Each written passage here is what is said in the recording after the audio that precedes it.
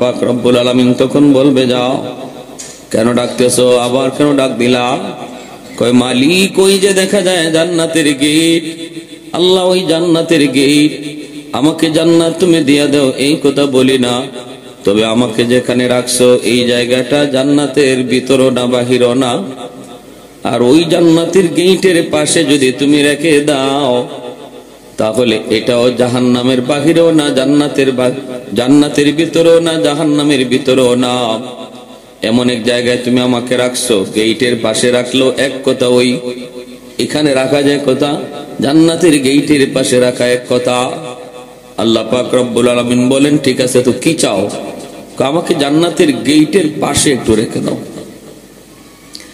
আল্লাহ পাক রব্বুল আলামিন তখনও বলবে, বান্দা ওয়াদা করছিলে কিন্তু আর কিছু চাইবি না? কয়, মালিক আমি তোমার দয়ার কাঙ্গাল, আমি তোমার মায়ার কাঙ্গাল।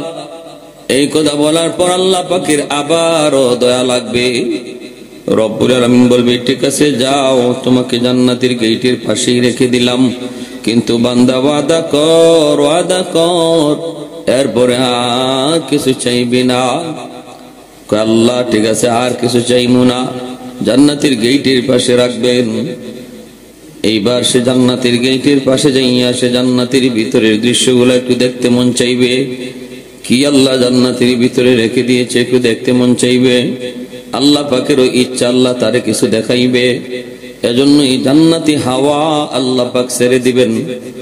এক পলকের জন্য জান্নাতের গেটটাও খুলে যাবে। এই একটা পলক শুধু জান্নাতের ভিতরে তার চোখের নজরটা পড়বে, সাথে সাথে আল্লাহকে আবার ডাক শুরু করবে। কারণ আল্লাহ পাক নিজে বলেছেন, আদাতুল ইবাদিয়াস সালিহিন মা লা আইনুন রাআত ওয়ালা উযুনুন সামিআত ওয়ালা খাতারা আলা কলবি বাশার। আল্লাহর নবী, রহমতের নবী বলেন হাদিসে কুদসিতে, আল্লাহর ভাষা, আমি আল্লাহ জান্নাতে এমন আরাম আয়েশের ব্যবস্থা তোমাদের জন্য রেখে দিয়েছি যে আরাম আয়েশের ব্যবস্থা, আরাম আয়েশের দৃশ্য চোখ কোনোদিন দেখে নাই, কান এমন আরাম আয়েশের কথা কোনোদিন শুনে নাই, এমনকি তোমাদের অন্তর কল্পনাও করে নাই কেমন আরাম আয়েশের ব্যবস্থা আমি আল্লাহ জান্নাতে রেখেছি। যেরকম সুবহানাল্লাহ। আরে কল্পনা কইরও তো আমরা অনেক কিছু করতে পারি। কল্পনার সাগরে হীরা মণি মুক্তা জৌহর, যত দামি দামি পাথর আছে সব পাথর দিয়ে যদি আমি একটা বাড়ি বানাই, অসুবিধা আছে? আমারে কেউ নিষেধ করবো যে এই মেয়ে তুমি এগুলা ভাবো কেন? কোনো অসুবিধা নেই। আমি মনে মনে একটা বাড়ি বানাইছি, হীরা মণি মুক্তা, হীরা মতি পানিস থেকে যত দামি দামি পাথর আছে এই আনতেছি, এই যে জিন্নাত একটা পাঠাইতেছি, একটা ওখান থেকে আনাইতেছি, একটা এখানে বসাইতেছে, সব করতেছি। আল্লাহ বলে, এতটুকু কল্পনা কইরা তুমি চূড়ান্ত পর্যায়ের কল্পনা করতে করতে তোমার কল্পনার সাগর যেখানে যায় শেষ, এরও উপরে আমি আল্লাহ জান্নাত তৈরি করে রেখেছি। যেরকম সুবহানাল্লাহ। তুমি তোমার কল্পনা দিয়ে যত উন্নত, যত শান্তির, যত কিছু ভাবতে পারো, ওয়ালা খাতারা আলা কলবি বাশার। খাতারা আলা কলবি বাশার, বাশার মানে মানুষ, মানুষের অন্তরে যা কল্পনা হয় আল্লাহ বলেন সেই কল্পনারও ঊর্ধ্বে আমি জান্নাত তোমার জন্য রেখেছি। যেরকম সুবহানাল্লাহ। যেটা তুমি গেলে পরে বুঝবা যে হায় রে, আমি তো এই ধরনের শান্তি, এই ধরনের আরাম, এই ধরনের ব্যবস্থা যে আল্লাহ জান্নাতে রাখছে এটা কোনোদিন ভাবতেও পারি নাই। আমার ভাবার সাগর যেখানে যায় শেষ, চিন্তার সাগর যেখানে যায় শেষ, এরও বাহিরে। এজন্য সে এক পলকের জন্য জান্নাতের এই আরাম আয়েশটা শুধু একটা নজর দেখছে, কারণ গেটটা আল্লাহ খুলে দিছে একটা সেকেন্ড। জান্নাতি বাতা আল্লাহ পাকের মানসা তারে দেখাবে, সাথে সাথে আবার ডাক শুরু করছে। আল্লাহ আবার জিজ্ঞেস করলেন, কেন ডাকো? কয়, মালিক আমারে তুমি কি দেখাইছো? আল্লাহ তুমি আমারে কি দেখাইলা? জান্নাতে তুমি কি রাখছো? এতদিন দেখি নাই তো, ভালোই ছিলাম, দেখা তো আমি আরো পাগল হয়ে গেলাম। আল্লাহ তুমি আমাকে একটু ভালো করে দেখার সুযোগ দিবানি। আল্লাহ আমাকে জান্নাত দিয়া দাও এই কথা বলি না, কিন্তু তোমার কাছে আমার আবদার হলো আমাকে ভালো করে একটু দেখার সুযোগ দিবানি। দেখার স্বাদ মিটে নেই, আমি শুধু দেখতে চাই, দেখবো আর দৌড় দিয়ে বের হয়ে আসবো, থাকবো না। আল্লাহ পাক তখনও বলেন, বান্দা তুই এবার বলতো দেখি কতবার ওয়াদা করলি, কতবার ওয়াদা ভাঙলি? তখনও কইব, মালিক আমি তোমার দয়ার কাঙ্গাল, আমি তোমার মায়ার কাঙ্গাল। আল্লাহ আবার বলবেন, ঠিক আছে যা, তোকে দেখার সুযোগ আমি দিলাম, তাকার না, দেখার সুযোগ দিলাম, কিন্তু বের হয়ে আসবি তোর কথা মতো। ওয়াদা ঠিক আছে তো? ওয়াদা ঠিক আছে, ওয়াদা ভাঙবো না। আল্লাহ গেট খুলে দেওয়ার পর সে এমন দৌড় দিছে জান্নাতের ভিতরে। মুসনাদে আহমদ হাদিসের কিতাব, আল্লাহ নবী বলেন যে সে এমন দৌড় দিছে, এখন দেখা দেখি বাদ। তার উদ্দেশ্য হলো আগে ভিতরে ঢুকতে নেই, যদ্দূর ঢুকতে পারি।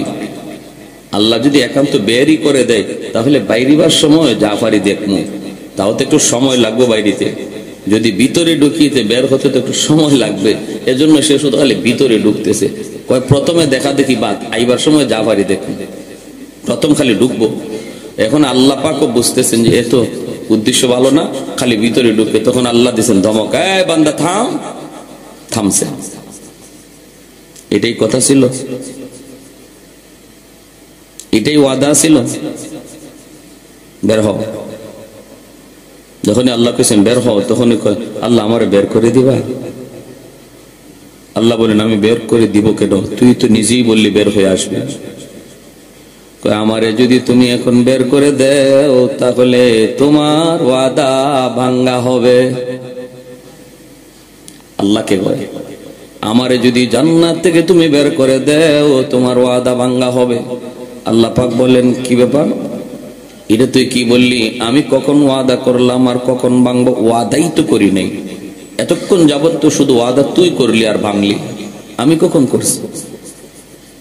মালিক আমার সাথে ওয়াদা না করলেও মুমিনদের সাথে কোরআনের মাধ্যমে তুমি ওয়াদা করেছ, জান্নাত তুমি যারে একবার দিবা আর কখনো জান্নাত থেকে বের করবা না।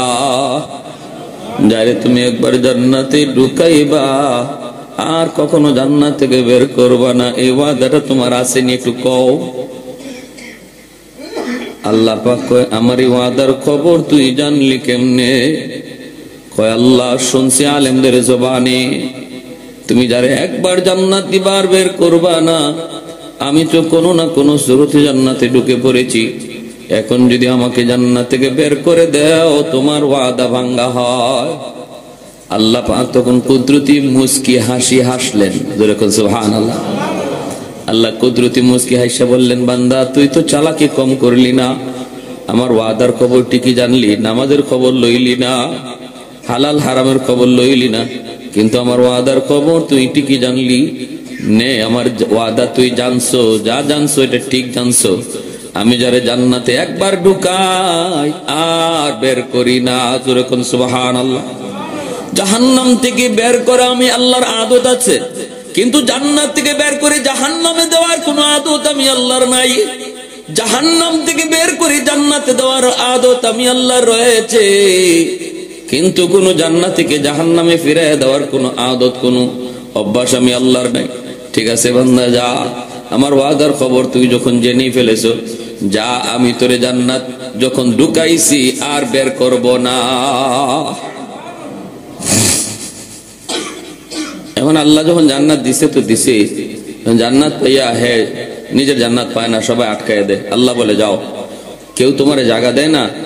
তুমি যে দুনিয়া থেকে আসছো এমন 10টা দুনিয়ার সমান জান্নাত শুধু তোমার জন্য রিজার্ভ। আর যেখানে যায় দেখবা একটা বিশাল বড় গেট, গেটে তোমার নাম লেখা রয়েছে, গেটের উপরে তোমার নাম লেখা রয়েছে। ওই গেটের সামনে যে দাঁড়াবে, নিজের নামে এন্ট্রি করা, অটোমেটিক দরজা খুলবে। এই মানুষটার জন্য আল্লাহ নবী বলেন 10 দুনিয়ার সমান জান্নাত আল্লাহ তার জন্য রেখে দিয়েছে। জোরে বলি সুবহানাল্লাহ। তাহলে বলে সফলতা কোন জিনিসকে বলে? এই আধা কাটা 1 কাটা জায়গার মালিক হওয়ার নাম, এটার নাম সফলতা? হয় এই জায়গা আমার জীবদ্দশায় বেচা লাগবে, আর নতুবা জায়গা থাকবে আমাকে চলে যেতে হবে। কিন্তু জান্নাতে যে 10 দুনিয়ার সমান জান্নাত আল্লাহ দিবে, এই 10 দুনিয়ার 1 ইঞ্চি জায়গাও কেউ নিবে না, আমার বিক্রিও করা লাগবে না, আর আল্লাহ বলবে না বান্দা এত বড় জান্নাত দিয়ে তুই কি করতি, তোর এখান থেকে আমি 2 কাটা দিয়া দিই আরেকজনরে, এই কথা আল্লাহ বলবে না। আর আমাকেও এমন হবে না যে আমার জান্নাত আছে কিন্তু আমি চলে গেলাম, আমি মারা গেলাম, এমন হবে না। এই দুনিয়াতে যে টাকার মালিক, যত টাকার মালিক হোক, এই টাকা পাইলাম তো পাইলাম, পাইছি তো পাইছি, আর সারমু না, এটা হতেই পারে না। হয় এই সম্পদ তাকে ছেড়ে চলে যাবে, সে জীবিত থাকতেই সে চোখের সামনে দেখবে তার সম্পদ তার হাতছাড়া হচ্ছে। এটা দুনিয়ার বৈশিষ্ট্যের কথা বলছি, এটা দুনিয়ার সিফাত, দুনিয়ার বৈশিষ্ট্য। এটা চোখের সামনে দেখবে যা পেয়েছিল তা চলে যাচ্ছে, অথবা যা পাইছিল তা আছে কিন্তু তাকে চলে যেতে হচ্ছে। সম্পদ আছে, 5 তলা বিল্ডিং আছে, ফ্যাক্টরি আছে, কিন্তু আমাকে চলে যেতে হচ্ছে। হয় আমি তাকে ছেড়ে চলে যাব, নতুবা সে আমাকে ছেড়ে চলে যাবে। এর নাম হলো দুনিয়া। এর নাম কি? দুনিয়া। এর নাম হলো দুনিয়া। এই জন্য দুনিয়া লোভ দেখায়, দুনিয়া মানুষকে লোভ দেখায়, খাইতে দেয় না। সম্পদ, ক্ষমতা, ক্ষমতা বলি, ক্ষমতার চেয়ার আছে, হয় আমার চোখের সামনে এই চেয়ার আমার হাত ছাড়া হবে, নতুবা চেয়ারে বসা থাকা অবস্থায় আমাকে চেয়ার ছেড়ে চলে যেতে হবে। হয় আমি ছেড়ে যাব, নতুবা আমাকে ছেড়ে যাবে। এটা দুনিয়ার বৈশিষ্ট্য, এটা দুনিয়ার বৈশিষ্ট্য। তাহলে আমরা বুঝলাম যে সফলতা এমন জিনিসকে বলে না যেটা পাওয়ার পরে আবার ছেড়ে দিতে হয়। সফলতা বলে এমন জিনিসকে যা পাওয়ার পরে আর কখনো ছাড়তে হয় না, অথবা হাত ছাড়া হয় না। তাহলে এমন কোন জিনিস দুনিয়াতে পাওয়া সম্ভব না।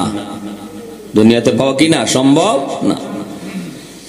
এমন জিনিস পাওয়ার জায়গা একমাত্র জান্নাত। একমাত্র কি? জান্নাত।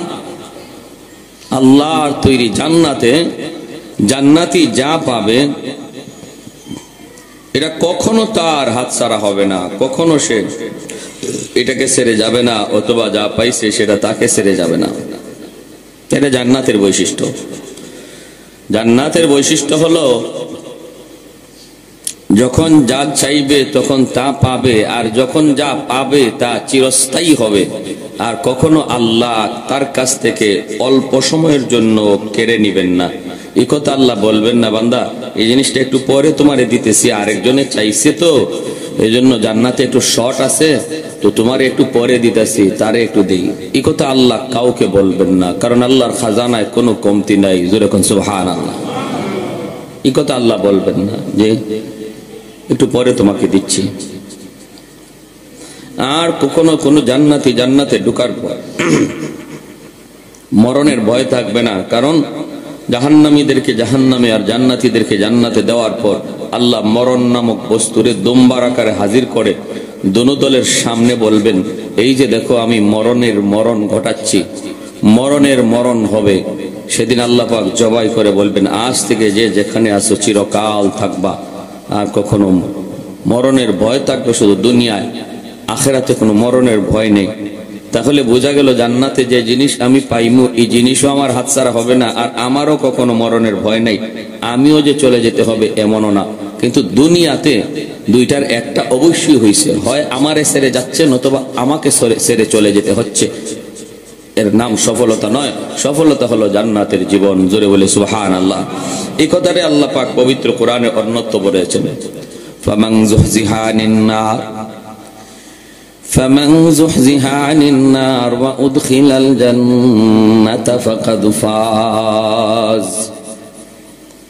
আল্লাহ পাক বলেন, যে মানুষটা জাহান্নামের আগুন থেকে বেঁচে গেল, যুহজিহা আনিন নার, নার মানে আগুন, জাহান্নামের আগুন, ফামান যুহজিহা আনিন নার, যে জাহান্নামের আগুন থেকে বেঁচে গেল, ওয়া উদখিলাল জান্নাতা ফাকাদ ফাজ, আর জান্নাতের ভিতরে প্রবেশ করলো, ফাকাদ ফাজ, আল্লাহ বলেন নিশ্চিত।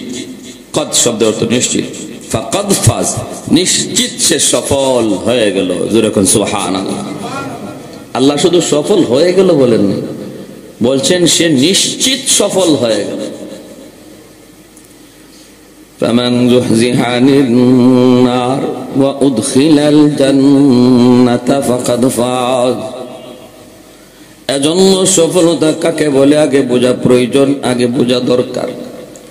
যদি আমি কথাটা ইয়াকিনের সাথে বুঝি, দুনিয়ার হায়াতের জীবনে আমি কি পাইলাম কি পাইলাম না, আমি কি ধরলাম কি ধরলাম না, এর নাম সফলতা নয়, এর নাম সফলতা নয়। অথচ দুনিয়ার এই মিথ্যে সফলতার জন্য, মিছে ধোঁকা সফলতার জন্য আমরা একজনের আরেকজনের জান নিতেও প্রস্তুত। অল্প সময়ের জন্য যে সফলতাকে আমরা সফলতা মনে করি, এই ধোঁকার জন্য আমরা একজন আরেকজনের জান নিতে প্রস্তুত। আল্লাহর নবী, রহমতের নবী বলেন, দুনিয়া নামক এই জীবনে যা কিছু তুমি পেয়েছো সবকিছু আখিরাতের একটা ছায়া। আম খাও, আম এটা আসল আম নয়, আসল আমের ছায়া। তুমি যে ইজ্জত দেখতেছো, এই ইজ্জত আসল ইজ্জত নয়, এটা মূল ইজ্জতের ছায়া। তুমি যে আরাম দেখতেছো দুনিয়াতে, এই আরামটাও আসল আরাম নয়, এটা আরামের ছায়া। জান্নাতের ভিতরে আল্লাহ পাক মূল জিনিসটা রেখে দিয়েছেন। দুনিয়ার জীবনে যত রিজিক আমরা খাই আর যত মজা পাই, যত স্বাদ পাই, এই মজা আর ওই স্বাদের মূল বস্তুটা আল্লাহ পাক জান্নাতে রেখে দিয়েছেন। আর ওই মূল বস্তুটার ছায়া দুনিয়া নামক জীবনে ফালাইছেন। আমরা প্রত্যেকে যখন যার পিছনে যে ঘুরতেছি, এটা মূল জিনিসের পিছনে নয়, এই মূল জিনিসটার ছায়ার পিছনে দৌড়াইতেছি, মূল জিনিসটার ছায়ার পিছনে আমরা দৌড়াইতেছি। এজন্য ভাইরা, এটা একটা ধোঁকা। ধোঁকা, যখনই সূর্য থাকে না তখনই ছায়া আর খুঁজে পাওয়া যায় না। যে ছায়ার পিছনে দৌড়ায় কোনদিন ছায়ার লাগাল পায়, ছায়াকে ধরা যায়? কারণ এটা তো মূল নয়, এটা মূল নয়। মূল হলো জান্নাতের নিয়ামত, মূল হলো জান্নাতের নিয়ামত।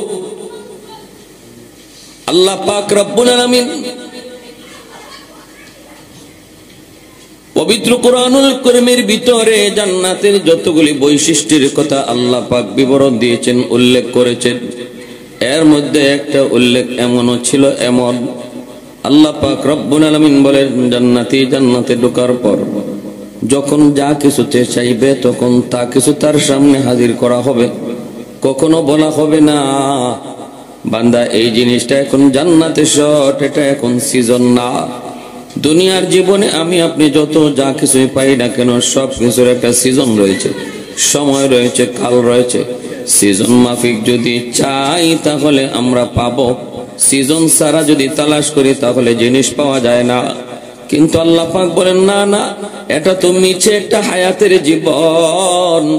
এই জীবনে আমি আল্লাহ তুমি যখন যা চাইবা তাই ব্যবস্থা করার ব্যবস্থা আমি দুনিয়াতে রাখি নাই।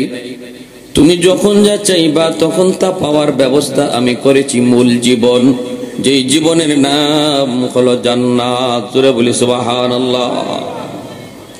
ওয়ালাকুম ফিহা মা তাশতাহি আনফুসুকুম ওয়ালাকুম ফিহা মা তাদউন নুজুলাম মিন গফুরির রহিম। আল্লাহ পাক বলেন, যখন আমার বান্দা যখন যা কিছু জান্নাতে চায়, চাইতে দেরি, হাজির হতে দেরি নেই। দুনিয়া নয়, একটা নয়, দুইটা নয়, 10টা দুনিয়ার সমান জান্নাত। সর্বনিম্ন জান্নাতিকে আল্লাহ পাক দান করবে 10টা দুনিয়ার সমান জান্নাত। আর আমি 1 কাঠা 2 কাঠা জায়গার জন্য মূল বাড়ি হারাই ফেলতেছি। যে বাড়িটা আল্লাহ আমার জন্য রাখছেন 10 দুনিয়ার সমান, তা ওইটা আমার জন্য না। আমি যদি সর্বনিম্ন জান্নাতি না হই, মানে সর্বশেষ জান্নাতি, যে মানুষটা সর্বশেষে জান্নাতে ঢুকবে, এরপরে আর কাউরে আল্লাহ জান্নাত দিবে না। তার মানে হে আমলের হিসাবে জিরোতে ছিল, আমলের হিসাবে জিরোতে ছিল, ঈমান ছিল। ঈমানও যে 100 তা না। আল্লাহ নবী বলেন, লা ইয়াদখুলুন নার আহাদুন ফি কলবিহি মিসকালু হাববাতি খারদালিম মিন ঈমান। সরিষার দানা পরিমাণ ঈমান যার অন্তরে ছিল, এই উসিলায়ও আল্লাহ জান্নাত দান করবে। এই উসিলায়ও ঈমানের এতটা পাওয়ার, সরিষার দানা পরিমাণ ঈমান। এই লোককেও আল্লাহ চিরকাল জাহান্নামে রাখবে না, তারে জান্নাত দিবে। তাহলে এই লোকটা এরকম পর্যায়ের একজন মানুষ, এরপরে আল্লাহর সিদ্ধান্ত আর কাউরে জান্নাত দিবে না। মানে এরপরে আর জান্নাতে দেওয়ার মতো কোনো লোক নাই।